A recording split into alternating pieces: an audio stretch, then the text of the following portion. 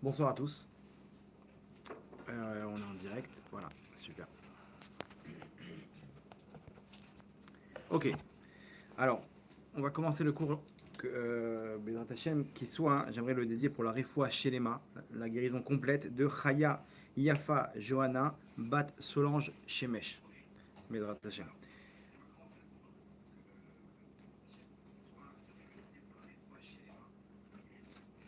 Ok, donc c'est parti.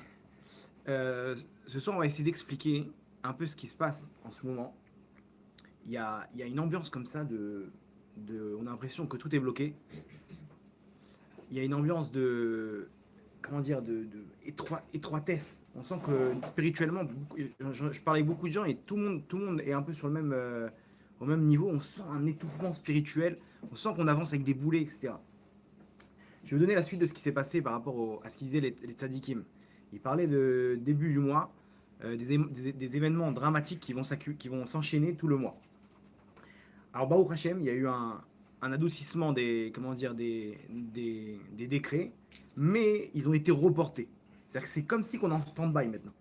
Et les Neshamot qui sont en rapport avec la Géoula, elles sentent cette pression, quoi, comment dire, cette, ce, ce stress, quoi, de ce qui doit se passer, comme si que le Mazal en haut, il voit ce qui se passe, il comprend que ça va tomber d'un jour à l'autre, et entre guillemets, on porte un peu le fardeau spirituel de ces mauvais décrets pour pouvoir adoucir que la Géoula se passe de la meilleure des manières. Donc il y a comme ça, hein, les tzadikim aujourd'hui parlent de la prochaine étape, c'est Hanouka. Si on arrive à passer Hanouka, à ce moment-là, on a bien adouci les décrets et on a pu reporter les choses, que ça se passe la Géoula de la meilleure manière.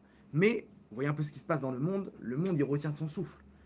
L'Ukraine, la Russie, ils ont placé 100 000 soldats. États-Unis, Chine, etc. On voit ce qui se passe avec le Hamas, le Nord, l'Iran. Il y a une ambiance où tout peut exploser à n'importe quand. Pourquoi ça ne s'est pas produit? Bah, au Hachem, les tzadikim, ils agissent. Allez savoir si nous-mêmes, avec nos prières, avec nos renforcements, les mitzvot qu'on a pris, des femmes qui ont pris sur la tsniout, etc. J'ai entendu des dizaines de femmes, ma femme m'a raconté, qui ont pris sur la tsniout, au moins d'étudier les 40 jours là, qu'on avait parlé. Allez savoir si une d'entre elles, c'est pas elle qui a tout débloqué. Donc il y a une ambiance comme ça où les gens ils se sentent bloqués, ils se sentent un peu étouffés spirituellement, et pas que spirituellement, matériellement, au niveau Parnassa, au niveau Shalom Bayit, au niveau éducation des enfants. Ouah, les enfants aujourd'hui, c'est des. Bien là, ils sont. C'est plus l'époque d'avant. Aujourd'hui, ils sont surexcités. Ils ont. Comment dire? Ils ont le feu en eux. C'est les dernières générations, on est dans les dernières Neshamot. Ces Neshamot-là, elles ont combien de Gilgoulim, etc. pour terminer le travail. Donc, elles ont une lumière très grande. À côté de ça, que ce soit au niveau de la santé, ce qui se passe aujourd'hui avec comment dire, avec le corona, avec les vaccins, on ne se rend pas compte de ce qui est en train de se passer, ce qui se passe au niveau du monde, qui veulent des Rishaïm comme ça, qui veulent prendre le contrôle du monde, les guerres au niveau sécuritaire, au niveau. On n'en termine pas. On n'en termine pas et chacun il peut vous raconter combien ces derniers temps il passe des moments difficiles. Le cours de ce soir, on va essayer d'expliquer comment faire pour tout débloquer. Il y a un déblocage qu'on peut faire au niveau spirituel pour remettre en place la machine. On va essayer d'essayer ensemble de comprendre comment ça marche et d'essayer de voir dans la Torah ce qu'elle nous propose pour pouvoir nous remettre en marche le système. Ok, si vous voulez bien, on va commencer avec une histoire. On nous raconte dans le livre du Tanakh Melachim, ok, sur les rois. On nous raconte là-bas l'histoire de Elisha Hanavi. Elisha Hanavi, c'était à l'époque du roi Achav. Achav, c'était un roi qui était rachat, qui n'était pas dans le droit chemin. Ok, il avait un fils qui s'appelait Yehoram. C'était lui aussi un bout en train. Et bon, c'était une belle équipe. La femme de Achav, c'était Isabelle. Elle avait décrété elle avait mis à mort tous les prophètes. Imaginez-vous, c'était pas comme aujourd'hui. C'est un peu de la même manière qu'aujourd'hui, ils sont un petit peu à la poursuite des religieux et de la Torah. À l'époque, c'était pareil. Il n'y a rien de nouveau. Ce qui s'est passé, c'est ce qu'il y aura. Aujourd'hui, pareil, on nous met des gens qui sont là et qui. Vous savez combien ils ont passé dans le nouveau budget? Bon, tout ce qu'ils ont passé aux terroristes, on connaît. Sur qui ils ont pris l'argent? Sur les religieux, ils ont massacré là-bas Ils ont augmenté le prix, l'inflation, etc. Et ils ont distribué des millions et des millions à des organismes qui sont anti-Torah. des jésuites et des missionnaires et des trucs de homosexuels, des trucs, tous ces trucs-là de gauche, ils ont reçu des millions et des millions. Imaginez, ils ont pris de la Torah pour donner là-bas, fournir aux clipotes. Il n'y a pas de problème, tu donnes aux terroristes, etc. Mais ici, on voit qu'il y a une cible. On veut cibler la Torah, on veut cibler la religion, etc. Ok, bon, la religion, entre guillemets. À l'époque, c'était pareil. Isével, la femme du roi, elle décrète wanted sur tous les Névis Israël. Il y avait des faux prophètes et il y avait des vrais prophètes. Tous les vrais prophètes, ils étaient recherchés par l'armée royale et ils étaient mis à mort. Là-bas, il y avait un prophète qui était tzaddik, qui s'appelait Ovadia. Ovadia, lui, il a pris 100 Névim, il a réussi à réunir une centaine de Névim, de prophètes, et il les a réunis dans une grotte. Et là-bas, il les a protégés, il les a cachés, et il les a nourris. Comment il les a nourris? Il a commencé à emprunter de l'argent à droite à gauche, d'abord de ses économies, après il a pris de l'argent à droite à gauche, etc. Et il était lui-même converti, Ovadia. Imaginez-vous, il s'est converti, il arrive au plus haut niveau de prophète. Il réunit de l'argent, il emprunte, et comme ça, pendant des mois et des mois, il arrive à fournir la centaine de prophètes qu'il avait cachés, en nourriture et en tout ce qu'ils avaient besoin. D'un coup, il part subitement, il meurt, et sa femme, donc la veuve, elle récupère tous les frais. Imaginez-vous des dettes énormes. Va nourrir 100 personnes. Surtout qu'à l'époque, il y avait l'armée de Aram qui avait encerclé Israël. Ils avaient bloqué là-bas, donc c'était la famine. Ils recevaient rien, c'était la galère. Quand bien même ils arrivaient à trouver à manger, et ils ont dû emprunter. Elles se retrouvent avec une somme terrible à rembourser. Qu'est-ce qu'on fait à ce moment-là? On va voir le prophète. C'était qui le Gadolador à l'époque? Elisha Hanavi, le prophète Elisha. Elle va voir Elisha, et elle lui dit, Kvodarav, aidez-moi, je suis perdu, je sais pas quoi faire. Mon mari à la vache à l'homme, il a fait tout ce qu'il fallait. Je me retrouve avec des dettes, il me demande de les rembourser, j'ai rien du tout. Elisha, il la regarde, il lui dit, t'as rien du tout chez toi? T'as pas un petit investissement, un petit truc, un petit scénario là, un début de scénario? Elle lui dit, j'ai que une jarre avec un petit peu d'huile. Ok, ça suffira. Appelle tes enfants, dis-leur d'emprunter de toute la terre, de tout le village là-bas, des ustensiles, des bassines, des seaux, le maximum. Le maximum que vous pouvez, et Bezrat Hashem, il est Besséder, ça va bien se passer. Ok, les enfants, ils reviennent chez des voisins, ils empruntent des bassines et des bassines et des seaux et des trucs et tout. Et ils arrivent comme ça, et elle prend la jarre avec l'huile, et elle commence à verser dans une des bassines. Et elle voit, miracle, l'huile elle commence à couler sans s'interrompre. Et ça coule, et elle remplit une bassine. Elle dit vite, amène-moi une autre. Son fils il amène une autre bassine et elle remplit. Troisième bassine, quatrième bassine, un seau, un deuxième seau, troisième seau. Il y a encore des trucs, vite, foncez, allez chercher encore des trucs. Et ils retournent, ils prennent tout et n'importe quoi pour remplir les ustensiles d'huile. Jusqu'à qu'à la fin, bon, ils ont fini tout, il y avait des ustensiles partout remplis d'huile. Et ils disent tout, il n'y a plus rien. Il n'y a plus rien. Maman, on a vidé le village, il n'y a plus rien à faire. Vous êtes sûr? Va-ta à mode à Shemen. La Shemen, l'huile, elle s'est arrêtée. Le miracle, il s'est terminé. Ah. Ils sont partis voir Elisha, et, alors ils font le compte. Et ils voient le prix de l'huile à l'époque, sur le marché. Ils font le calcul, ils voient, ils ont remboursé avec ça les 2 tiers de leur dette. Il manque un tiers, c'est quand même beaucoup. Ils sont retournés voir Elisha. Ils ont dit que Vodarav, on a un problème, on n'avait plus d'ustensiles. Il dit quoi, vous avez rien trouvé d'autre? Non, on a fait le maximum. Bon, ok. Elisha il dit, Tov, Yébécéder, t'inquiète pas, va ta mode à Shemen, que l'huile, elle se tienne dans la bourse. Il a fait un scénario là-bas, il a dit une bracha, que le prix de l'huile, le cours de l'huile, il augmente. Deuxième scénario, il n'y a plus de truc. Alors on va faire en sorte que le cours de l'huile, il augmente. L'huile, il a grimpé, le cours de l'huile, et donc la vente, elle s'est faite donc beaucoup plus chère. Et ils ont réussi à rembourser les dettes. Ça, c'est première histoire. La suite de l'histoire, elle est comme ça. Donc déjà, vous voyez que... Vous allez me dire, attends, mais Mechila, t'es gentil, mais ça, c'était le bon vieux temps. À l'époque où il y avait des prophètes, à l'époque où il y avait des miracles. Aujourd'hui, moi, le dernier miracle qu'on a connu comme ça, c'était Baba Salé qui couvrait une bouteille d'arak, il y a des centaines de témoins, avec un foulard, et il est versé comme ça à toute une salle d'une bouteille. La bouteille était toujours remplie, c'est connu. Mais sinon, aujourd'hui, vous voyez quelqu'un qui sort des billets de son portefeuille sans limite. Il va faire les courses et il sort des billets comme ça, 200 $, 200 $, et il paye des trucs illimités. Ça n'existe pas, ça. Donc, qu'est-ce que la Torah, elle vient me raconter cette histoire si ça a plus d'intérêt pour moi, aujourd'hui en 2021? C'est sûr qu'il y a un message. On va essayer d'expliquer juste après. La deuxième histoire, la suite, elle est comme ça. C'est que Yehoram, il prend la suite de son père. Yehoram, c'était le fils de Achav, donc c'était un roi aussi rachat. Lui, il voit qu'il n'y a plus d'argent qui rentre. Il n'y a plus rien du tout. C'est la famine.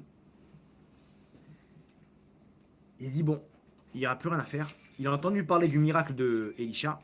Il a dit, bon, bah, il faut se plier, on va aller voir Elisha. Il envoie des envoyés à Elisha, à Navi, le prophète. Ils vont voir le prophète et lui disent, le roi te demande de faire quelque chose par rapport à la situation. Elisha, il dit, le roi, il demande quelque chose. En gros, le roi, il met maintenant sa confiance envers les tzadikim. C'est un genre de tchouva. Et Elisha, il se lève, il dit, demain, le cours du blé, de l'orge, sera de 1 shekel. Alors imaginez-vous, en temps de famine, le cours du blé, le blé, il est rare. Donc, le prix du blé, il est énorme. Il dit, j'annonce demain le cours du blé, 1 shekel. 1 shekel, ça veut dire que dalle. Donc, ça veut dire qu'il y aura de l'abondance demain. Les envoyés retournent voir Yehoram, le roi, et ils disent, voilà, le Navi, il a décrété. Maintenant, là-bas, le troisième, c'était le ministre de la Finance, là-bas, il rigole. Il dit, ouais, c'est impossible, il n'y a rien, il n'y a plus, quel scénario? Il a rigolé de ça. Il a dit, retournez le voir, dites-lui qu'il arrête de nous faire des blagues. Ils sont retournés voir Elisha, il a dit, ok, il verra, mais il ne mangera pas. Il s'est moqué, il n'y a pas de problème. Donc il verra le scénario, mais il ne mangera pas. Maintenant, pourquoi il y avait la famine? Comme je vous ai dit, il y avait l'armée de Aram qui siégeait, qui faisait le siège de Jérusalem. Donc il n'y avait plus rien du Shomron. Il n'y avait plus rien qui rentrait, plus rien qui sortait, rien du tout. Hachem, il a fait un scénario. Il a fait entendre des sons de pas de chevaux. Eux, l'armée d'Aram, ils ont cru qu'il y allait avoir un guet-apens d'une armée qui allait venir à la rescousse des Bnei Israël. Ils sont partis ils ont pris leurs chevaux, ils sont partis. Ils ont laissé le camp tel quel. Toute la nourriture, les réserves pour des mois et des mois. Ils ont tout laissé. Là, les armes, les tentes, et ils sont partis en courant. Maintenant, il y avait là-bas des Bnei Israël qui étaient là, qui sont passés pareil, ils se sont dit c'est bizarre, il n'y a plus un bruit. Et ils arrivent, ils voient le camp vide. Ils sont partis prévenir tout le monde. Et là, la foule, elle s'est déchaînée pour aller récupérer la nourriture. Maintenant, c'est une distribution générale. Le premier qui vient, c'est le premier servi. L'autre, le ministre de la Finance, il voit ça, il dit, oh, c'est quoi ça? Il vient, il essaie de les retenir. Pour lui, ce qu'il a dit Elisha, il est en bras de fer avec Elisha, ça va pas se produire. Il essaie de retenir la foule, leur dit, attendez, on va distribuer nous la nourriture. Pourquoi? Comme ça, si eux, ils détiennent la nourriture, ils peuvent tenir aussi le cours du blé. Là-bas, il n'a pas pu les retenir, ils l'ont piétiné et il est mort. Il a vu le scénario, mais il n'a pas mangé. Comme il avait dit Elisha. Ça, c'est l'histoire. Donc la question, elle revient. Ok, mais de quoi tu me parles ici? C'est pas pour nous. On n'est pas dans ce. Là, comment dire? C'est la science-fiction. On n'est plus maintenant à ce niveau-là. Regardez bien ce qu'on apprend de ces histoires-là. Ces histoires-là nous apprennent exactement comment faire quand tout est bloqué. Quand tout est bloqué, il y a une action à faire qu'on apprend de ces histoires-là, de Elisha à Navi. Et grâce à ça, on va pouvoir faire intervenir la bracha dans notre vie. Et donc, les mêmes délivrances, le même genre de délivrance que ces scénarios-là qu'on a vus dans l'histoire. Alors, qu'est-ce qui s'est passé? Elisha Navi, sur quoi il a joué pour faire ses délivrances? Quoi, il fait ce qu'il veut, quoi. Il décrète, Hachem, il a des trucs, etc. Bon, il y a la bracha du tzaddik, c'est vrai. Mais lui, il est pas fou. Il sait très bien qu'Hachem, il a un système, il a une procédure. Tu viens, tu mets tout en l'air, la procédure d'Hachem. C'est sûr que lui, il essaie de jouer avec ce qu'Hachem, il veut. Écoutez bien ce qu'il fait, Elisha. Elisha, avec la veuve de Ovadia, Navi, du prophète, qu'est-ce qu'il lui dit? Il lui dit, est-ce que tu as un minimum? Si tu as un minimum, ça suffit pour faire un scénario. Tu as une goutte d'huile, ça suffit. Qu'est-ce qu'il lui dit? Il lui dit, va maintenant chercher des choses pour débloquer. Fais une action, ok, de Emouna. Elisha, il est pas en train de lui. Il n'a pas le scénario en tête. Elisha, il est en train de lui dire, si on arrive maintenant à débloquer la Emouna chez cette femme-là, à ce moment-là, elle fait rentrer Hachem avec elle, elle a la bracha. Alors à l'époque, c'était des scénarios qui étaient au-dessus de la nature. Aujourd'hui, c'est des scénarios qui sont dans la nature, c'est vrai, c'est un peu moins flagrant pour nous laisser le libre arbitre.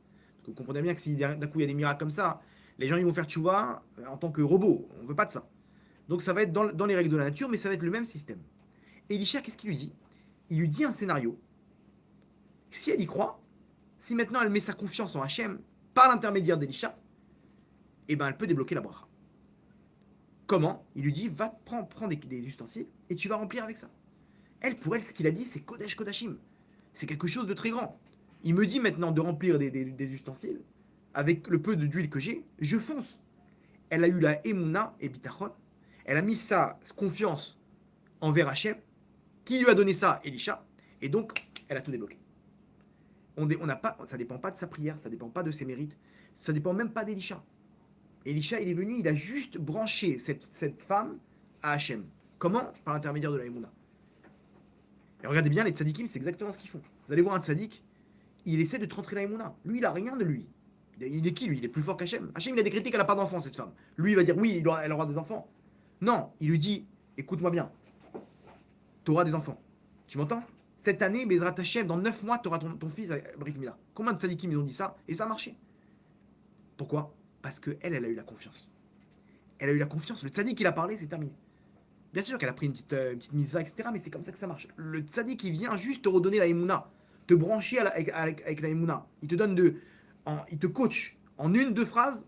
C'est bon. Le Rav, il a parlé, je fonce. Très bien. Deuxième histoire. Le même système. Lui, Yehoram, c'est un rachat. C'est un roi rachat. Ok? Lui, il a confiance. Il est en train d'investir. Il est en train de faire des pourparlers avec l'armée de Haram pour libérer des trucs. Il voit que ça marche pas, il n'y a pas de pluie, il n'y a rien du tout, tout est coincé, tout est bloqué. Il met sa confiance en Hachem. À partir du moment où il va voir Elisha tout de suite, il dit c'est bon. Quand il vient me voir, ça prouve qu'il a de la émouna. Ça prouve qu'il est conscient que le seul qui peut le libérer maintenant, c'est Hachem. Puisqu'il baisse la tête devant le prophète qui est le représentant d'Hachem sur terre. Donc Elisha, il se lève et tout de suite, il envoie un scénario. Ok, il y aura de l'abondance. Demain, l'orge a un shekel, le cours du blé. D'où tu sors ça, Elisha? T'as vu une prophétie? Non, non, il aurait pu dire un autre scénario. Demain, le dollar, il passera à 6 shekels. Allez, voilà. Il n'y a pas d'importance. Lui, il a compris maintenant, il y a de la émouna, donc tu donnes des forces à Hachem. Tu donnes des forces à Hachem, Hachem, il peut intervenir. Et quand Hachem, il intervient, il te débloque la situation. Vous comprenez le système? Tout simple. La bracha, c'est Hachem. Quand tout est bloqué, c'est que on a mis nos forces, notre confiance dans quelque chose d'autre. Si j'arrive à faire un reset dans ma pensée et mettre ma confiance envers Hachem, à ce moment-là, j'arrive à tout débloquer. Des questions? Le système, il est clair? On avance. Donc, ça, c'est ce qu'on appelle la bracha. La bracha, c'est quand tu es connecté avec Hachem. La Emouna me permet de me connecter avec Hachem. Quand tu es connecté avec Hachem, tu es connecté à la bracha. Tu as tout gagné. Et donc, tu as tout débloqué. Problème de Parnassa, regarde si tu n'es pas en train de faire confiance à ton comptable, à ton business, au cours de la bourse, au bitcoin, ou je sais pas ce qu'il a, le mec a investi.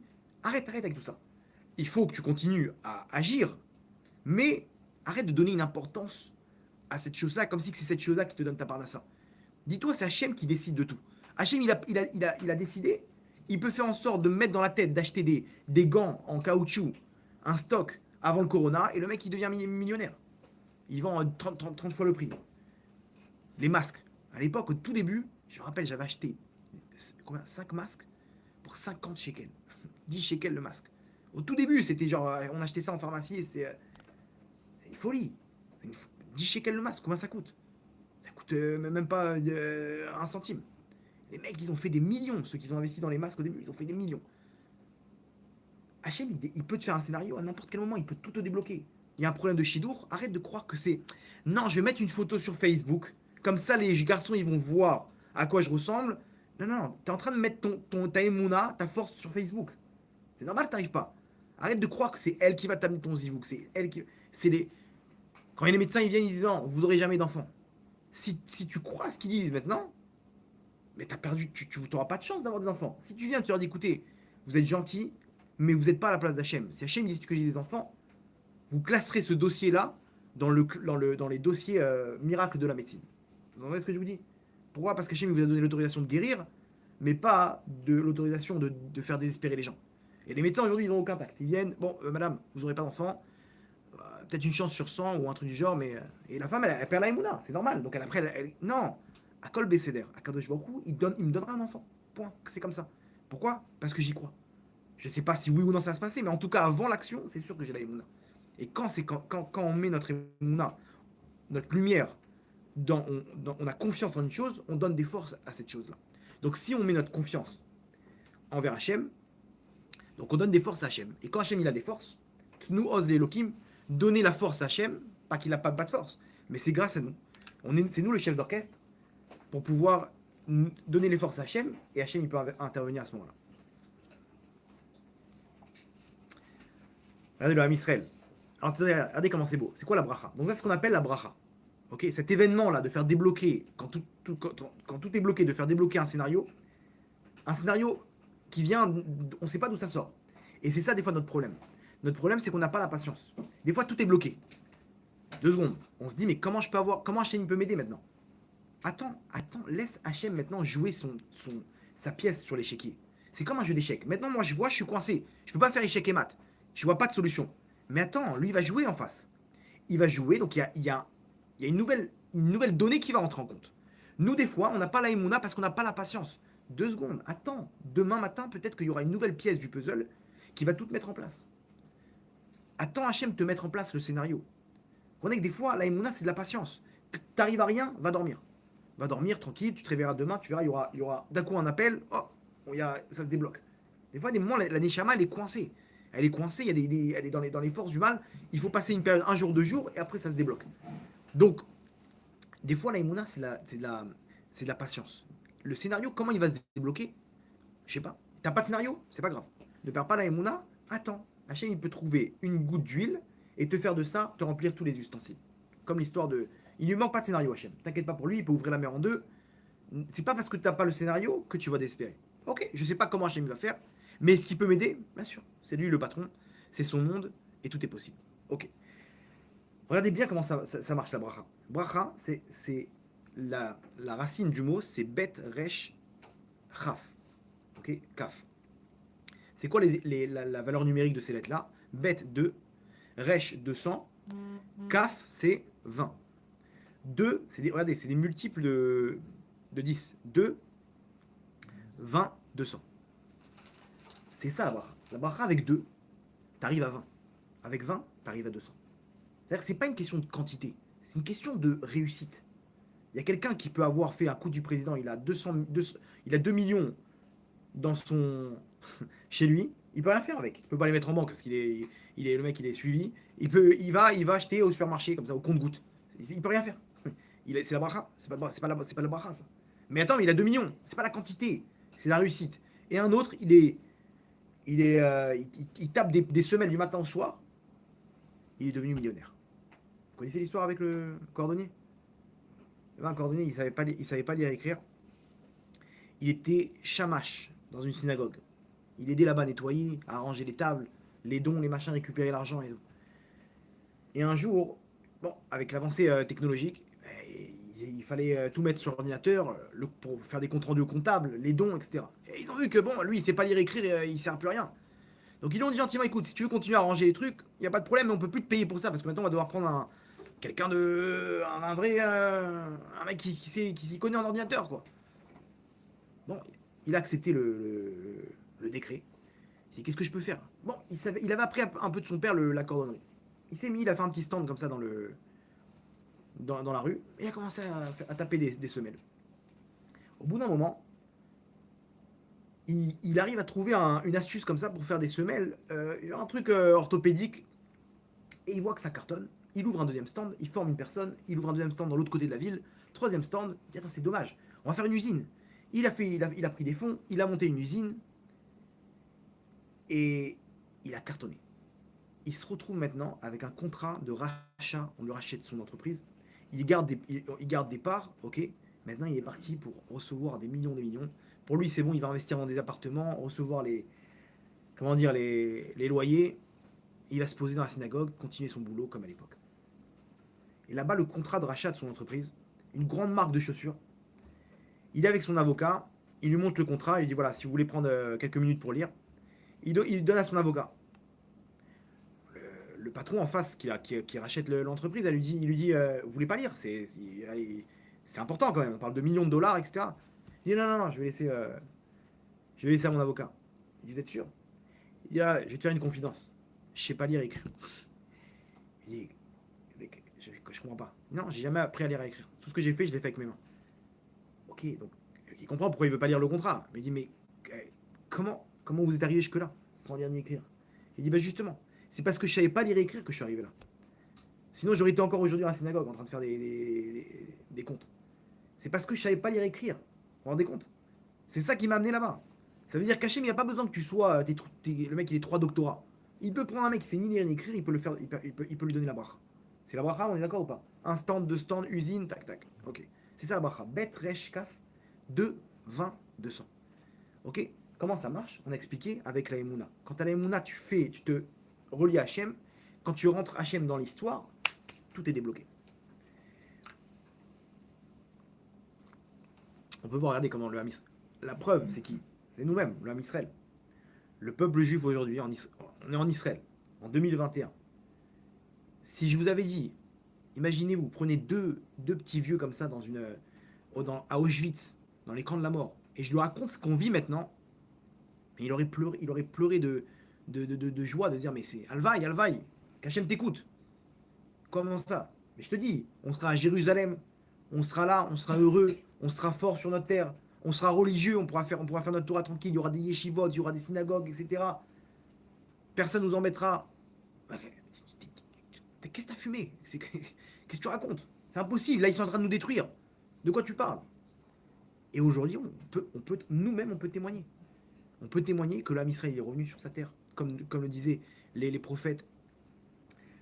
Comment on dit quand il y a un mariage? Odishama Be'ari Yehuda ou Bechutzot Yerushalayim. Kol Sasson ve Kol Simcha, Kol Khatan ve Kol Kala. Il va encore s'entendre dans les montagnes de Yehuda, Jérusalem, dans les alentours de Jérusalem, ou Bechutzot Yerushalayim, et dans les rues de Jérusalem.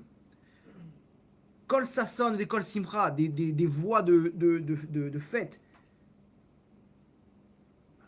des voix de Khatan Kala, de mariage. Mais à l'époque, vous savez quand est-ce qu'elle a été dit cette prophétie? À l'époque de la destruction du Beth Amikdash. C'est-à-dire que c'était la ruine là-bas. Il y avait des massacres, etc. Et nous, on est là avec notre prophétie de dire non, Odishama Be'are Yehuda ou Bechutzot Yerushalayim. Le mec, tu viens, tu lui dis ça au Auschwitz, il te met une claque. T'es fou, quoi. Regardez ce qui s'est passé. C'est ce qu'on appelle la bracha. La Première Guerre mondiale, elle a servi à une chose. Ça ne servait à rien. Il n'y a rien eu du tout. Il y a une chose qui s'est passée, c'est que les Britanniques, ils ont récupéré la Palestine aux Turcs. La Deuxième Guerre mondiale a servi à quoi? Que de là, création d'État d'Israël. C'est vrai. Juste après, il y a eu le vote de l'ONU. Dites-moi à quoi sert l'ONU? Vous avez vu ce bâtiment là-bas à New York? Il y a un bâtiment immense. Il sert à rien. L'ONU, ça sert à rien. Ça fait rien dans le monde. On est d'accord ou pas? Vous savez pourquoi Hachem a créé l'ONU? Pour une seule chose. La déclaration de l'État d'Israël. Alors maintenant, c'est impensable. Toutes les déclarations de l'ONU, c'est contre Israël. Il y a tout le temps 2 pays qui votent pour, États-Unis, Micronésie. Tout le temps. Quoi que ce soit, ils votent pour Israël.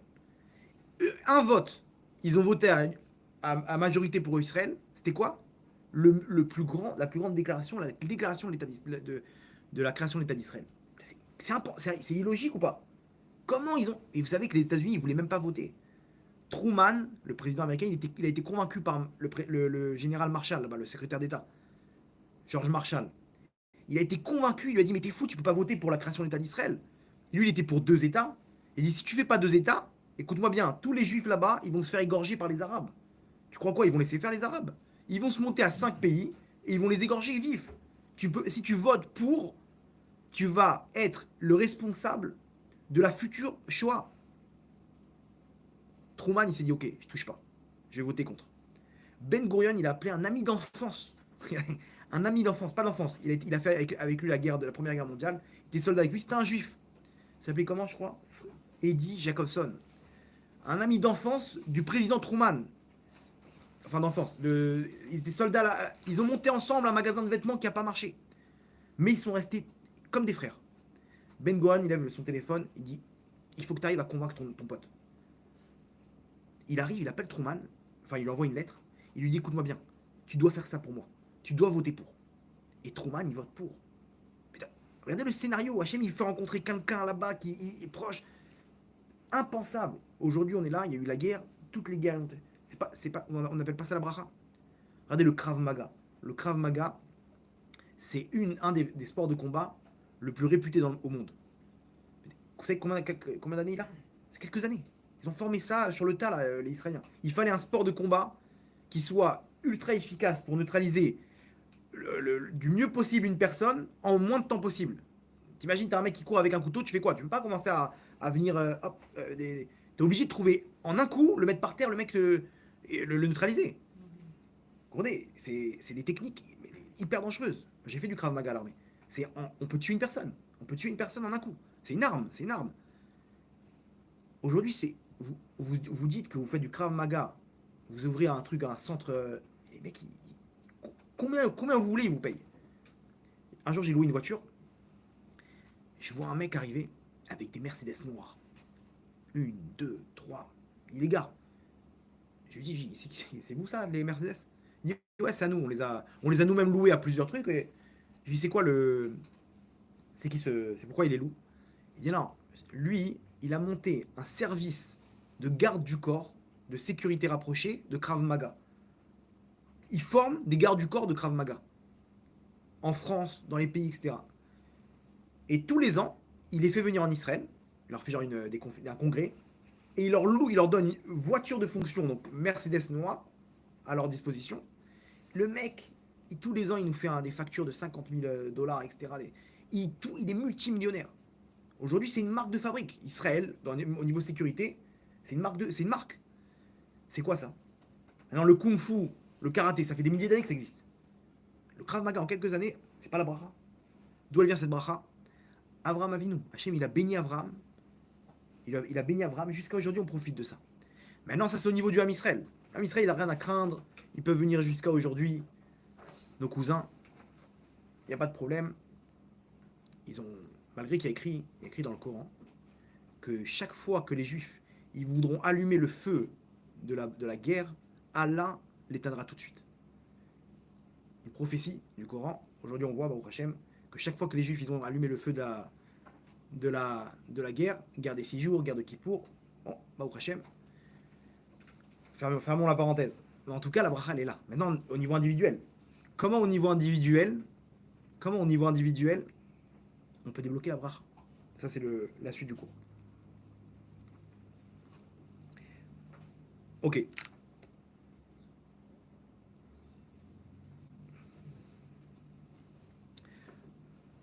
On récapitule. Ma force, un juif, il a une force. Il a une lumière. Si jamais tu mets ta lumière quand tu crois à quelqu'un, tu as confiance en quelqu'un, tu lui donnes des forces. Si maintenant on arrive à mettre cette confiance en Hachem, dans nos épreuves, et pas en quelque chose d'autre, comme il dit le Chorot Alevavot là-bas dans Shar Bitachon, il dit Hachem, il te met entre les mains envers qui tu as mis ta confiance. Ça veut dire que tu as mis ton confiance en ton médecin, Hachem dit vas-y, bye, appelle-moi quand tu as besoin de moi. Tu as mis ta confiance en ton avocat, pas de problème, bye. Tu as mis confiance en Hachem, Hachem dit ok, laisse-moi prendre le volant. Je m'occupe maintenant de. C'est comme ça que ça marche. Et aujourd'hui, c'est l'épreuve de la génération. La génération aujourd'hui, l'épreuve qu'on a, c'est la Emouna. La Emouna, pourquoi? Parce que on est aujourd'hui, vous savez qu'on est rentré dans le 50e degré d'impureté. Il y a 50 degrés d'impureté, 50 degrés de Gdusha. Le 49e degré, en Égypte, on est rentré dedans. Encore un instant, on serait rentré dans le 50e degré d'impureté. on n'aurait pas pu sortir de là-bas. Hachem tout de suite il nous a sortis d'Égypte.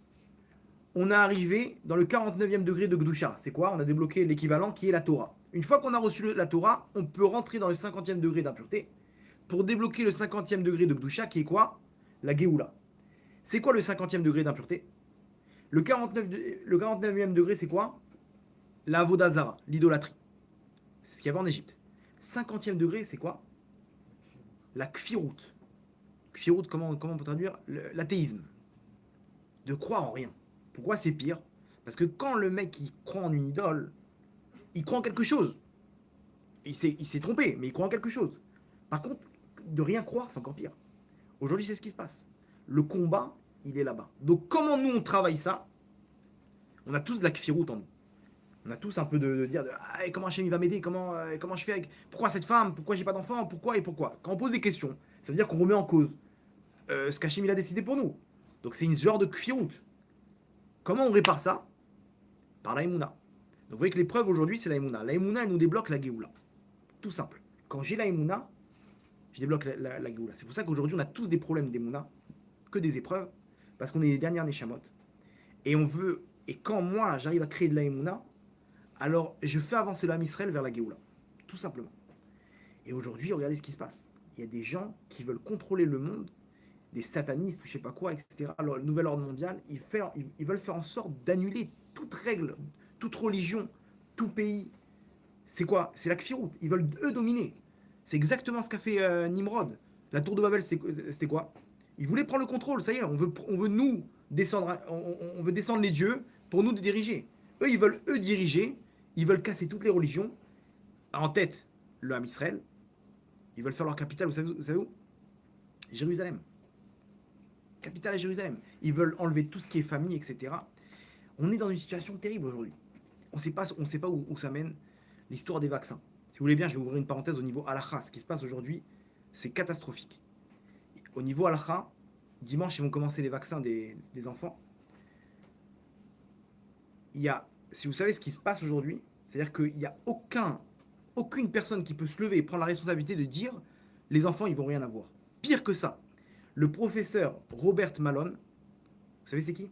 Celui qui a créé la technologie des vaccins de Pfizer, là, qui rentre dans le RNA, qui fabrique les anticorps. Il rentre dans l'ADN, il fabrique des anticorps. La nouvelle technologie des vaccins. Lui, regardez, il y a une vidéo qui tourne. Robert Malone, il s'appelle. Professeur Robert Malone.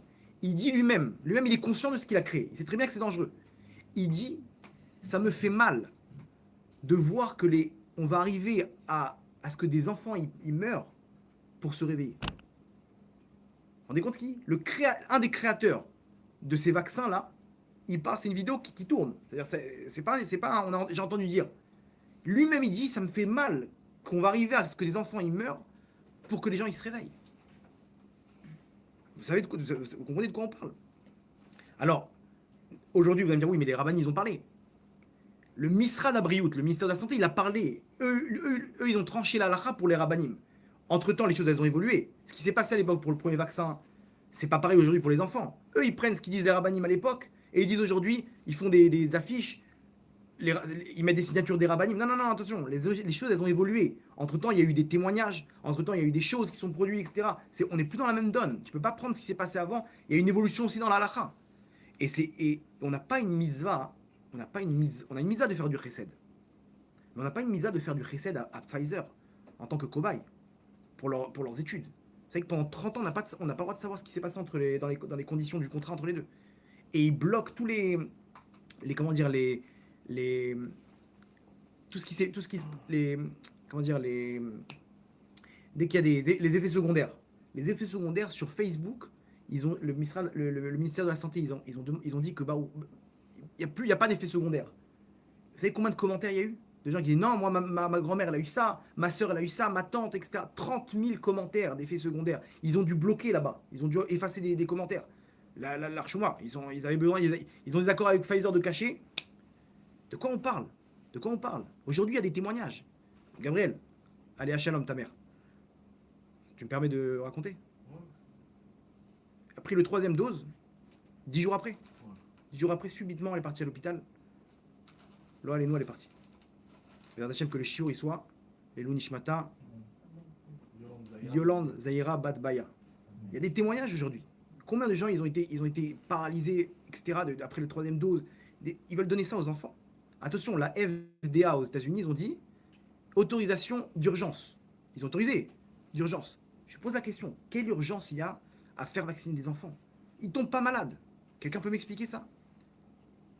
Un Ça. âge de 12 ans qui est mort aux États-Unis là, cette D'accord. semaine après avoir pris le vaccin. Alors vous allez me dire quoi? Le Rav Kanievski, il a tranché? Alors attends, venez, on remet en place les choses. Le Rav Kanievski, il n'a pas tranché. Le Rav Kanievski, vous l'avez entendu dire? Vous avez vu une lettre du Psak Halacha? Rien du tout. Qu'est-ce qui s'est passé? Le Rav Kanievski, lui, il dit comme ça qu'il se repose sur son beau-frère, le Rav Zilberstein. Le Rav Zilberstein, il est pro dans tout ce qui est médecine. Il donne un cours à des médecins. Donc là-bas, ils lui disent un peu le pour et le contre. Lui-même, le Rav Zilberstein, il a tranché. Okay. À l'époque, il était pour les vaccins. Maintenant, il a sorti maintenant un fascicule, un petit livret, s'appelle Chosen Yeshuot. Là-bas, à la fin, il tranche que si quelqu'un il est en bonne santé entre 20 ans et 50 ans, il a pas besoin de prendre le vaccin. Donc, ce que le Rav Kanievski il se tient sur la première décision du Rav Zilberstein. Alors vous allez me dire, mais quand les gens ils vont le voir, le Rav Kanievski, il dit, va te faire vacciner ou pas? Il le dit en tant que bracha. Bracha. C'est-à-dire quoi? C'est-à-dire que tu n'arriveras à rien. Fais-le, t'inquiète pas, tu n'auras rien. Tu vas tomber sur un placebo. C'est une bracha. C'est pas une halacha. Une halacha, il y a un beddin qui se réunit. On entend des témoignages, etc. Donc, ce qu'il dit, il dit une bracha. Et il y a des gens, il leur dit de ne pas faire le vaccin. Juste après, il y a quelqu'un qui rentre. Je fais le vaccin? Non, fais pas le vaccin. Roi HaKodesh, il voit des choses en haut. Toi, pour toi, ça va être dangereux. Toi, pour toi, ça va pas être dangereux. Vous comprenez comment ça marche? Et la fille du Rav Kanievski, la rabbinite Kolodetsky, elle-même, elle a dit, on lui a montré les témoignages, elle a dit, je savais pas. Et on dit, alors pourquoi ton père, il a tranché que... Il dit, mon père, il a jamais tranché. Quand c'est des trucs de vie ou de mort, mon père, il tranche pas. Parce qu'il n'a pas le temps, il peut pas se pencher sur la question. Elle-même, elle a dit, il tranche pas. Il donne des brachot, il dit ce qui va se passer au niveau roi Kodesh. Mais il n'a pas tranché la halakha pour tout le peuple. Tu veux savoir ce qu'il dit, va toi, personnellement, le voir et tu lui demandes. Mais ne prends pas ce qu'il a dit à une personne, et c'est ce qu'ils font le ministère de la Santé. Ils prennent ce qu'il a dit, ils ont amené un professeur, il a dit, et ils ont fait de ça une lettre avec la signature du Rav Kanievski. Vous comprenez de quoi on parle? Aujourd'hui, il y a des beddines qui ont été montés. Le Rav Mordechai Karp, le Rav Grinoise, le Rav Malachi, le Rav Yosef, le fils du Rav Yaakov Yosef.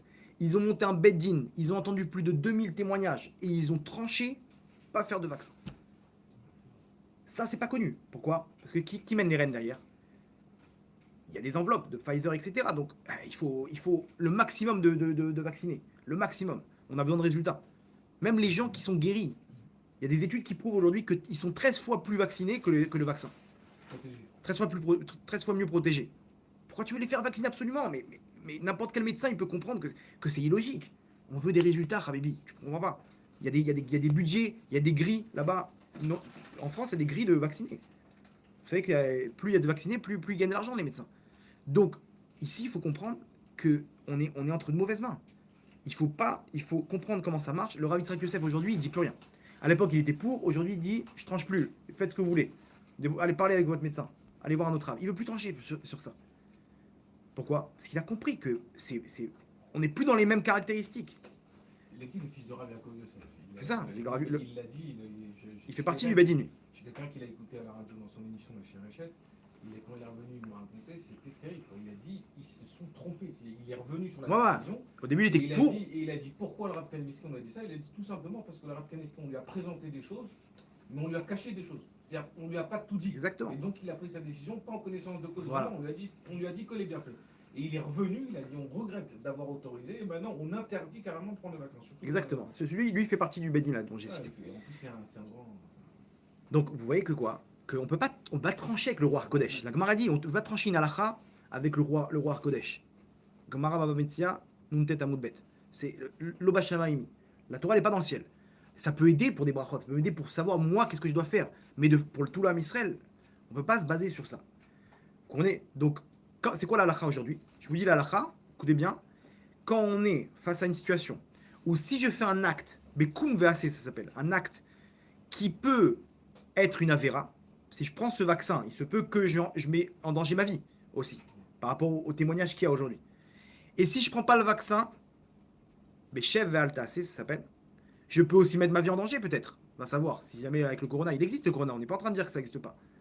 Qu'est-ce qu'on fait quand il y a une action, dans les deux cas, je peux enfreindre la halakha, mais il y a une action active et une action passive, la halakha, c'est chev ve'altase adif. On préfère la façon passive. Donc ne fais rien, touche pas. La halakha, c'est de ne pas toucher. Chev ve'altase adif. Vous demandez à n'importe quel arabe, il va vous trancher exactement pareil. Ah, pourquoi il ne tranche pas comme ça? Peut-être qu'il n'a pas toutes les informations. Aujourd'hui, ça a évolué, il y a des témoignages, il suffit de parler aux bonnes personnes. Donc fermons la parenthèse, tout ça pour dire que quoi? Qu'aujourd'hui, on est dans une situation d'embrouille terrible. On ne sait pas où on mène, où ça mène. Le mec, il sait pas ce que ça, il a fait le vaccin, il ne sait pas ce que ça va donner. Attends, mais moi je l'ai fait, mais moi lui il l'a fait, mon fils, etc. Les mecs, ils savent pas. Qu'est-ce qu'on fait maintenant? Et Mouna ou pas? Donc bah au Hachem, il y en a qui l'ont pas fait, il y en a qui ont su voir les choses entre les lignes et tout. Mais celui qui l'a fait, il est mal. Qu'est-ce qu'il dit lui? Qu'est-ce qu'il a? Comment il peut se dire bon bah au Hachem, j'aurai rien? Va savoir ce qu'ils ont mis là-dedans. Les enfants maintenant, ils vont les obliger si vous rentrez pas à l'école, etc.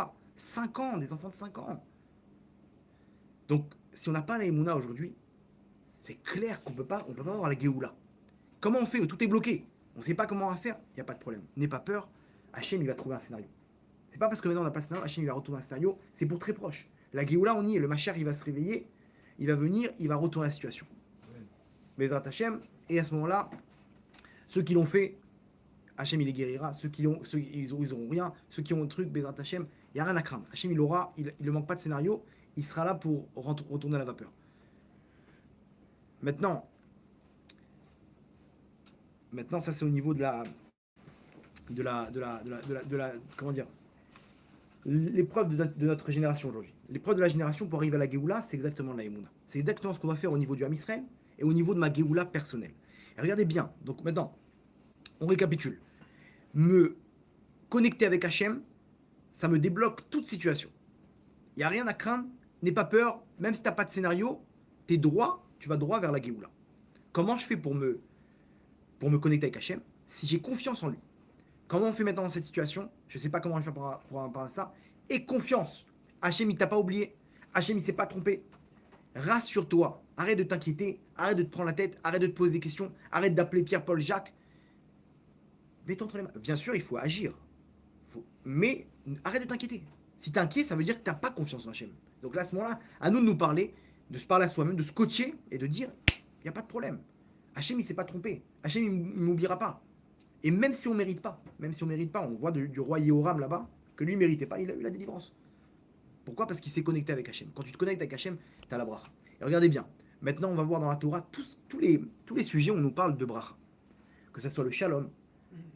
Hachem yevarech et amo, shalom. Quand est-ce qu'il met la bracha Hachem? Quand il y a le shalom. Shabbat, qui imekor a beracha. Shabbat, c'est la source de la bracha. Mais regardez ce système qu'on vient d'expliquer maintenant, on doit le retrouver dans chacun de ces éléments. Regardez comment c'est incroyable. Le Shabbat, par exemple. On dit Shabbat qui imekor a beracha. C'est la source de la bracha. Tu veux savoir comment te ressourcer en bracha? Regarde ton Shabbat, comment il s'est passé. Le Shabbat, si on arrive, qu'est-ce qui se passe le Shabbat? Le Shabbat, on a l'interdiction de faire 39 travaux. C'est quoi ces 39 travaux? C'est 39 canaux spirituels que si matériellement je les enfreins pas ces travaux, ok, je me connecte par l'intermédiaire de ces 39 canaux spirituels à Hachem. Donc tout mon Shabbat, en fait, il me connecte à Hachem et donc il me connecte à la bracha. Donc plus mon Shabbat, il était respecté, plus la semaine que j'aurai, elle sera remplie de bracha. L'investissement que je vais faire dans cette... et regardez bien comment c'est fort, parce que les gens, on n'est pas en train de s'interdire tout comme des imbéciles. On peut maintenant faire cuire de l'eau, mais pas par ces 39 travaux. Mets une minuterie, il n'y a pas de problème, tu fais cuire l'eau. Mets un kumkum, là, une bouilloire, tu la mets avec automatique, tous les 10 minutes, il n'y a pas de problème. Tu peux chauffer l'eau, parce que tu n'es pas passé par ces 39 travaux. Tu peux allumer la lumière, tu mets une minuterie, etc., il n'y a pas de problème. Ce qu'on veut, c'est que tu te déconnectes du monde matériel par ces 39 qui sont représentés par ces 39 travaux, et automatiquement, tu vas te connecter par les 39 canaux de spiritualité qui descendent à ce moment-là dans le monde pendant Shabbat. Quand tu dois, regardez comment c'est fort, tu dois te connecter maintenant à Hachem spirituellement. C'est ça le Shabbat. Le Shabbat, tu recharges les batteries de la Emouna. Donc, automatiquement, tu auras la bracha parce que tu as la Emouna, tu es connecté avec Hachem. Pareil, l'investissement que tu fais Shabbat, n'aie peur de rien. Pas de budget pour Shabbat. Pas non, il me reste de. Non, tu vas, tout ce que t'aimes, tu regardes pas. Tu remplis ton caddie, n'aie peur de rien. Hachem, il te dit, c'est sur mon compte. N'aie pas peur. Et plus ton Shabbat, il est beau, plus le Onek Shabbat, il est avant le Kvoda Shabbat. C'est-à-dire, de kiffer le Shabbat, c'est mieux que le respect de Shabbat. C'est-à-dire, si quelqu'un, il se met en costume le Shabbat, mais il n'est pas à l'aise, il a envie de mettre un petit pull, c'est pas grave, c'est ton kiff. Onek Shabbat, il est devant le Kvoda Shabbat. Vous comprenez? Donc, quand tu fais ça, le mec, il fait une table incroyable. Il respecte le Shabbat. Il voit pas ce qu'il achète. Il voit pas les prix, les budgets. Et il respecte ce qu'il faut. Sa semaine, elle est remplie de bracha. Et ces gens-là, ils réussissent dans leurs affaires. Ils réussissent dans leur couple. Ils réussissent dans tout. Parce que c'est la source de la bracha. Tu as rechargé tes batteries. Maintenant, tu peux être sûr que ça va marcher. Comment? Bah, par la Emouna, tu t'es dit, Hachim va me rembourser. Donc, je peux dépenser maximum. Tu t'es dit, t'as arrêté de faire des choses matérielles. Tu t'es connecté avec Hachem. Donc, t'as la Emouna. Emouna égale la bracha. Parce que tu t'es connecté avec Hachem. Il y avait comme ça une histoire. Quelqu'un qui galérait au niveau Parnassa, au niveau financier. Mais son kiff, c'était le Shabbat. Shabbat, il mettait chaque pièce qu'il recevait, il mettait de côté dans son portefeuille et il dépensait tout pour le Shabbat. Un jour, il a invité un ami à lui, deux de ses amis, et eux, ils voulaient pas parce que il est marié et tout, il a pas beaucoup d'argent et il galère. On va venir chez lui, c'est des dépenses en plus. Il refusait chaque fois. Jusqu'à qu'un jour, il leur a dit, écoutez, moi, mon kiff, c'est les invités. Je vous en supplie, faites pour mon honneur, venez à Shabbat. Bon, ils ont dit d'accord. Et on dit, mais bon, pas de petits plats dans les grands, etc. Un truc sobre. T'inquiète. Et il voit une table incroyable. Tu vois même pas la couleur de la nappe tellement qu'il y avait de salade. Et du pain à volonté. Et 4 sortes de poissons. Il leur ramène. Et eux, ils sont là en train de demander, mais qu'est-ce qui se passe là? Ils osent pas. Ouais, mais d'un autre côté, bon, ils voient que Baruch Hashem, on croyait qu'il était pauvre, mais en fait, c'était un. Et la viande, elle arrive, et des gâteaux, et des desserts, et le lendemain, pareil. Ouais, c'est quoi cette table? Dans la semaine, il voit son ami là-bas, il craque, il dit, je t'en prie, explique-moi, comment t'as fait grandiose là, au niveau financier, ça va quoi, tu t'es pas endetté pour nous quoi. Il lui dit, écoute-moi bien, Shabbat, je regarde pas combien je paye, je suis prêt à emprunter s'il faut, j'ai peur de rien. Tout ce que j'ai, je le mets de côté pour le Shabbat, tu m'entends? Dès que j'ai un petit peu, donc t'inquiète pas là, cette semaine j'avais une grande somme, j'ai tout dépensé, voilà ce qui s'est passé. Ce que t'as vu, c'était ce que j'avais cette semaine. D'accord? Donc n'aie pas peur. J'ai plus rien. Jusqu'à temps que j'ai plus un sou. Et il raconte, 3 ans plus tard, il revoit son pote, il le voit en costard, beau gosse. Il lui dit, dis-moi, il était dans les travaux. Donc il était en mode, là il voit homme d'affaires quoi, qu'est-ce qui se passe? Et dis-moi, qu'est-ce qui s'est passé Ne me dis pas que tu as eu une bracha, un miracle comme Yosef Mokir Shabbat. Il y a une histoire comme ça dans la Gemara où un qui a eu avec le poisson là-bas, il investissait dans le Shabbat tout le temps et un jour il achetait il restait plus qu'un gros poisson, il a dit c'est pas grave, il a emprunté, il a acheté le gros poisson, là-bas il y avait un diamant dedans, il s'est enrichi. Ne me dis pas que tu as eu un miracle comme ça, comme Yosef là-bas de la Gemara. Il dit viens, assieds-toi, je te raconte. Il dit un jour, il dit bon, on galérait tout le temps, ma femme et moi. Un jour, ma femme, elle place un tableau, elle prend un clou avec un marteau, elle tape, le mur il tombe. Enfin, il y a un gros trou. C'était du plâtre. C'est quoi ça? Et il voit que derrière, c'est vide. Il prend une lampe. Il voit qu'il y a un écho. Il parle et tout. Il y a quelque chose. Il y a une salle. Le lendemain, il prend un marteau, une masse. Il défonce le mur. Qu'est-ce qu'il voit? Il voit en fait celui qui a construit le bâtiment. Il a fait faillite. Maintenant là-bas, il avait préparé il avait préparé des entrepôts, ok, qu'il voulait vendre après. Maintenant, il a fait faillite. C'était resté là-bas. Personne n'avait compris d'où ça venait, ok. Personne ne savait, à part lui. Maintenant, comme il a fait faillite, donc il a rendu ça FKR. Ça appartient plus à personne. Le premier qui vient, c'est à lui. Il voit ça. Il demande à un rave. Le rave dit ok, c'est à toi. Tu peux faire ce que tu veux. Il n'y a pas de problème. Écoutez bien, il évalue la surface 3 fois la surface de sa maison. Il a fait avec ça 3 appartements qu'il a loués. Ok, il a fait un petit emprunt. Il a remis à neuf le truc, cuisine, etc. Des murs, 3 appartements. Il dit aujourd'hui, 3 loyers je reçois, j'ai pas besoin de travailler, j'étudie la Torah du matin au soir. Par quel mérite? Shabbat. Il a reçu la bracha du Shabbat. Comment? Il n'y a pas de problème, je suis avec toi Hachem. Ce que tu veux, je dépense. Il faisait des gros Shabbats. Je comprends pas pourquoi il y a des gens qui pensent encore travailler Shabbat et s'amener la bracha. Maintenant, avec ce qu'on explique maintenant, c'est juste impensable, illogique. T'as pas compris que maintenant, le scénario, c'est Hachem qui va te l'amener. Hachem, il va te l'amener, n'aie pas peur. Deuxième chose, on a dit au niveau du shalom. Quand il y a la paix entre nous, il y a la bracha. Hachem mevarech et amo b'shalom. Pourquoi? Regardez comme encore il y a le sujet de la Emouna. Parce que quand j'ai conscience que personne ne me fait du mal dans ce monde-là, ton voisin il t'a fait du mal, il te laisse pas construire, il te laisse pas de truc, la belle-sœur, sa mère elle a mal pris. Attends, Hachem il s'est trompé là. Hachem, il a fait en sorte que j'ai un problème, c'est pas lui qui me fait du mal. C'est parce qu'Hachem il a décidé. Lui c'est qu'un pion. Imaginez-vous un postier qui vient et qui me transmet une lettre, une amende de 1000 $. Si maintenant je lui mets une patate, paf, il va dire mais t'es malade mec, j'ai rien fait moi. C'est illogique ou pas? C'est ce qu'on fait nous. Nous on est en train de se battre avec c'est des postiers. Hachem il a décidé maintenant que lui il te renverse son café. Si c'était pas lui, ça serait toi-même, ça t'aurait glissé des mains. Et c'est tout. Il n'y a rien, Hachem il a décrété, tu dois pas avoir de la haine contre lui. Bien sûr, il faut lui parler, fais attention, etc. Faut s'expliquer, on n'est pas en train de dire qu'on est le niveau de David Ameller. Mais arrête de garder pendant 20 ans des problèmes. Les gens, ils parlent plus avec leur famille pendant 20 ans, 10 ans, 15 ans. Pour un malentendu, ouais, elle m'a dit ça, et je lui ai répondu, je lui ai mis dans les dents, à quoi bon? À quoi bon? Qu'est-ce que t'as gagné? Un petit peu d'émouna. Hachem il a voulu, il n'y a pas de problème, il t'a fait un truc, c'est bon, on rembourse, on va à un bedin, on répare le problème, c'est bon. Tu veux pas, machoul, allez, c'est bon. Tu comprends pas que tu ramènes la bracha quand tu fais ça. Quand il y a le shalom, il y a la bracha, pourquoi?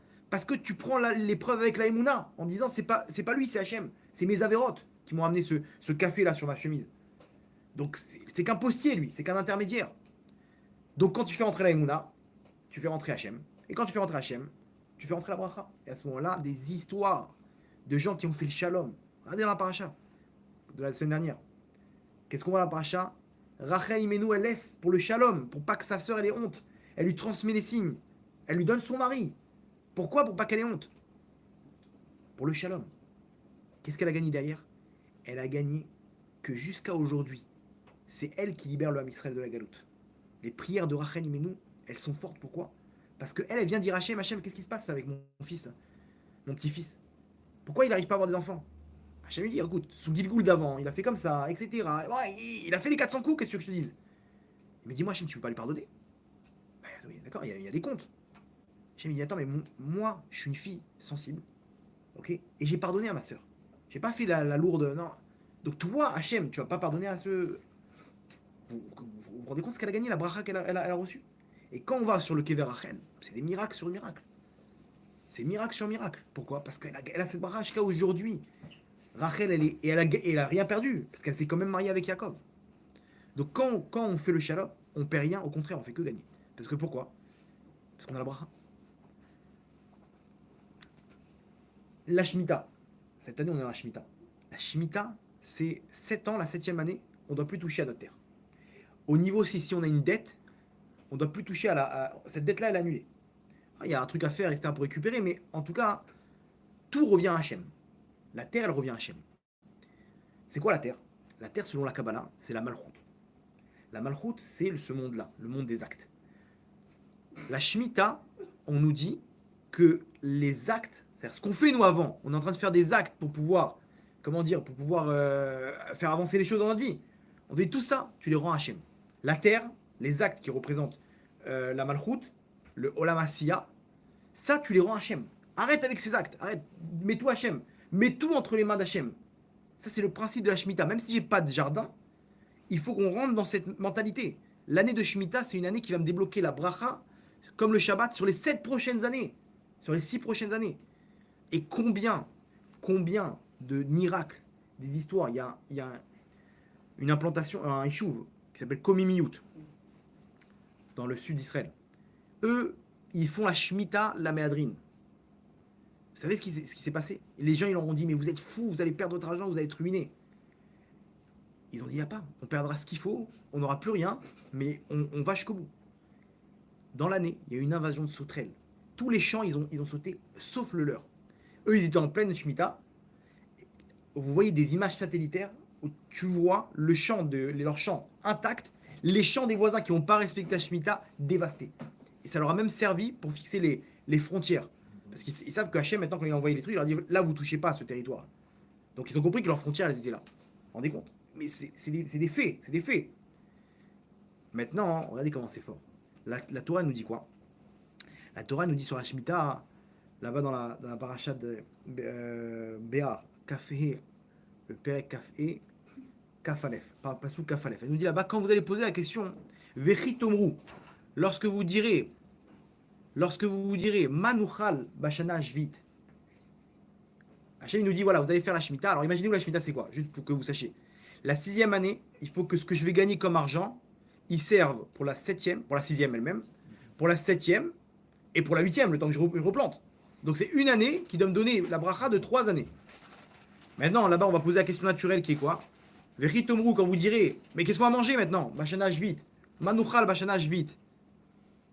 Hachem, il nous répond quoi dans la Torah? Vetziviti et birkati. À ce moment-là, quand vous poserez la question, j'instaurerai ma bracha. Vetziviti et birkati, je mettrai la bracha. Le Rabbi Noam Elimelech, il pose une question. Il dit, c'est quoi cette histoire? Ça veut dire quoi ça? Hachem, il va mettre la bracha si tu poses la question. Si tu poses la question, ça veut dire que tu n'as pas d'émouna. Vous comprenez? Si tu n'as pas d'émouna, donc comment Hachem il met la bracha? Vous voyez, la question à $1 million. Il te dit quoi? Il te dit, si t'as pas la émouna, tu poses la question, tu dis, attends Hachem, qu'est-ce qu'on va faire maintenant? Hachem, il t'inquiète pas, je te mets la bracha. C'est bizarre. Justement, on a dit que la émouna, c'est ça qui débloque la bracha. Regardez ce qu'il dit le Rabbi Noam Elimelech. Il dit, la bracha, elle existe. Depuis le début, Hachem, il a instauré que la terre, elle va faire ses fruits. N'aie pas peur, c'est un système. La 6e année, t'inquiète pas que tu vas recevoir de quoi vivre 3 ans. N'aie pas peur. Mais si tu poses la question, tu te déconnectes de la bracha. Mais comme tu fais la mitzvah, Hachem, il peut pas te laisser tomber. Parce que tu as quand même fait un acte incroyable. Même si tu n'as pas la émouna. Donc Hachem, il est obligé, Vetsiviti et Birkati, de mettre la bracha parce que tu as fait sauter la bracha. Vous comprenez c'est pas qu'Hachem, il met la bracha parce que tu n'as pas eu la émouna. Justement, par le manque d'émouna, d'inquiétude que j'ai eu, j'ai fait sauter la bracha. Donc Hachem, il est obligé de remettre la bracha. Vetsiviti et Birkati, et j'établirai la bracha. Et là, ça marchera, même si tu n'as pas la émouna. Même si tu n'as pas la émouna, ça marchera. Donc vous voyez qu'il y a, encore, on est dans le même système. Même si j'ai pas de jardin, cette année-là, c'est une année qui est propice pour la bracha. Pour recevoir la bracha. Comment? Émouna. N'aie pas peur pour ça. Si tu te lances dans la émouna, t'as Hachem avec toi. Comment? Arrête de faire confiance à ces trucs-là. Base, tous ces trucs, les informations. Ouais, c'est bon. Minimise ce monde-là. Et Hachem essaie de lui donner un peu plus de place. Et à ce moment-là, il y a la bracha.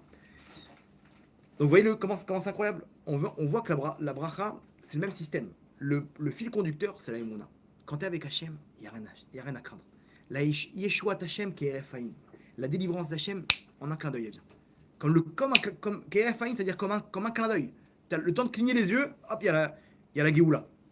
Donc s'il te manque un scénario, si on est bloqué ou quoi que ce soit, Yeshua Hachem qui est RFAIN. Comment?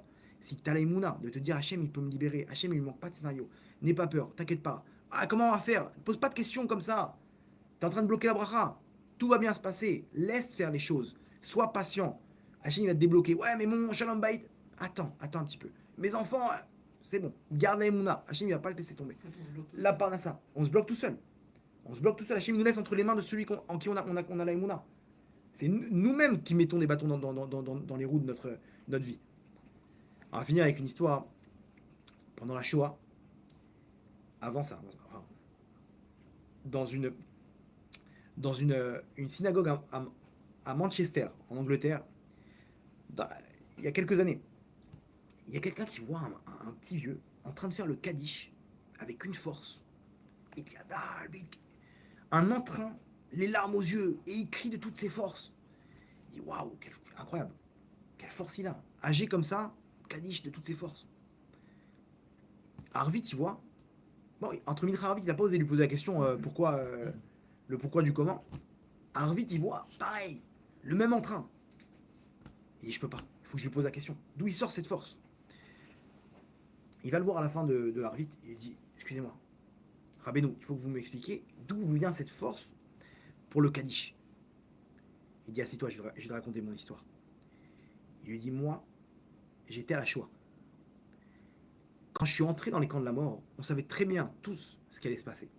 On nous parlait de douches générales, etc. On voyait la fumée sortir de ces douches-là, on comprenait que c'était des chambres à gaz, etc. On savait qu'on allait y passer. On a compris très bien, on n'était pas naïfs. Je me suis dit, attends, c'est justement maintenant dans l'obscurité qu'il faut travailler la Emouna. Hachem, je te lâcherai pas. Quoi que mes yeux me montreront, je lâcherai pas la Emouna. Et il répétait, chaque fois qu'il voyait quelque chose de bizarre, il répétait dans sa tête. Il faisait un dôme de fer, il envoyait un missile d'Emouna, et il répétait Yeshua Hashem Ke'erefain. La délivrance d'Hachem en un clin d'œil. Dès qu'il voit un truc, Yeshua Hashem Ke'erefain. À tel point que son surnom c'était quoi? Yeshua Hashem. Il appelait tous Yeshua Hashem. C'était devenu le dicton quoi. Yeshua Hashem Ke'erefain. Tout le monde savait. Et maintenant il se faisait martyriser là-bas. Et les gens, tout le temps, bon, ils entendaient ça, mais c'était limite, ils rigolaient, quoi. C'était, arrête ton taïmouna, quoi. Mais quel rapport? Tu vois bien, on y passe tous. Un jour, appel général, tout le monde en ligne, on va prendre les douches. Désinfection générale, etc. Ils ont très bien compris. Ils ont commencé à faire le vidouille, le schéma Israël. Et les gens, ils tremblaient de peur. Ils se sont retrouvés là-bas en file indienne pour entrer dans la chambre à gaz. Et il se retourne vers lui, il dit, ah, il y en a en rigolant, il se retourne vers lui, il dit, alors, Yeshua Hashem Ke'erefain. Et il dit, ouais, Yeshua Hashem, les amis. Ke'erefain. Bon. Ils rentrent tous dans la pièce. Là-bas, il y avait un soldat nazi qui était devant l'entrée, c'était une porte électrique qui se fermait. Et ils sont tous dans l'intérieur. Et avant de fermer la porte, il y a juste ils attendent qu'il y ait un mec qui appuie sur le bouton, la porte elle se ferme. Il se retourne vers lui, il dit alors, Yeshua Hashem Ke'erefain. Il dit oui, les amis, je vous dis, Yeshua Hashem Ke'erefain. J'y crois dur comme fer. D'un coup, regardez le scénario. Il sort un papier de sa poche, le soldat nazi, et coup de vent, le papier s'envole. Le soldat il regarde ça, et il dit toi, viens. Le fameux Yeshua Hashem. Viens, va me chercher le papier s'il te plaît. Dépêche-toi. L'autre il part en courant, il récupère le papier, il retourne, la porte, l'autre entre temps il avait appuyé sur le bouton, la porte électrique elle se ferme. Il redonne le papier comme ça, le nazi le regarde, il dit bon vas-y retourne dans ton camp toi, c'est bon. On va pas, le temps de rouvrir et tout, retourne. Il entend les mecs crier derrière. N'oublie pas de faire le Kaddish pour nous, je t'en supplie, fais le Kaddish pour nous, tout le monde criait. Et il dit ça c'est mon histoire. Baruch Hashem, je suis sorti du camp indemne. Yeshua Hashem Ke'erefain. Aujourd'hui, moi, lui dit, je suis le témoin à celui qui va entendre que la Yeshua Hashem, la délivrance d'Hachem, en un clin d'œil. À toi d'y croire. Donc, quelqu'un, il vient me voir avec ses petits problèmes de Parnassa, ses petits problèmes de Shalom Bayit, je lui dis en une phrase, Yeshua Hashem Ke'erefain. Et comme ça coule dans mes veines, donc lui, en une phrase, ça y est, il se reconnecte avec Hachem. Et il dit, maintenant, tu comprends pourquoi le Kaddish aujourd'hui, je ne le dis pas pour moi, ni pour personne d'autre. Pour ces gens-là qui sont partis, ces 6 millions de juifs qui sont partis. Je les oublie pas. Jusqu'à aujourd'hui, je fais le Kaddish de toutes mes forces pour qu'Hachem puisse les faire monter dans le Gan Eden. Ça, c'est l'histoire du Ham Israël. On a Hachem avec nous. N'importe quel juif, mérite ou pas mérite, il peut faire déclencher n'importe quelle délivrance. Il peut débloquer sa vie. Il peut sauver le monde. Il peut sauver l'humanité. C'est entre nos mains. À nous de ne pas nous laisser embrouiller par tous ces etc., par toutes ces clipotes et par tout ce qui se passe. Ok, il faut prendre en compte, mais base, connecte-toi avec Hachem. Parce que quand tu es avec Hachem, il peut rien t'arriver. Et à ce moment-là, Hachem, il ne lui manque pas de scénario pour délivrer l'homme Israël. Comme Bezrat Hachem Bekarov, avec la Géoula Shelema Berachamim Dolim, Baruch Adonai Leolam. Amen, Amen.